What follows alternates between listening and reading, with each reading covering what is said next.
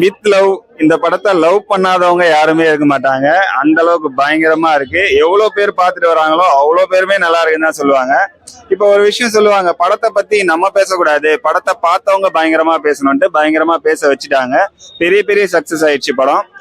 என்னன்னா ஸ்டார்டிங்ல இருந்து எண்டு வரைக்கும் யாரும் உள்ள பேசிக்க கூட இல்லை பக்கத்து சீட்ல இருக்கவங்க கூட. அந்த அளவுக்கு பயங்கரமா ஒரு இன்ட்ரெஸ்டிங்கா இருந்துச்சு படம்.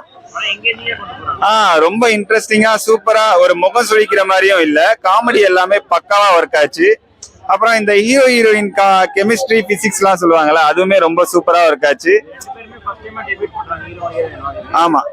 ஆனா அது புதுசா ஃபர்ஸ்ட் டைம் பண்ற மாதிரியே தெரியவே இல்லை. இவங்க ஏற்கனவே நிறைய படம் நடிச்சு ஒரு எக்ஸ்பீரியன்ஸ்டு ஆக்டர் மாதிரி தான் பண்ணியிருந்தாங்க.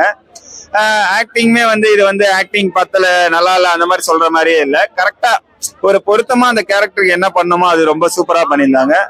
காமெடி எல்லா சீனுமே சூப்பரா ஒர்க் ஆச்சு. இது மொக்க காமெடி, இது ஒர்க் அவுட் ஆகல அப்படின்ற மாதிரியே இல்ல.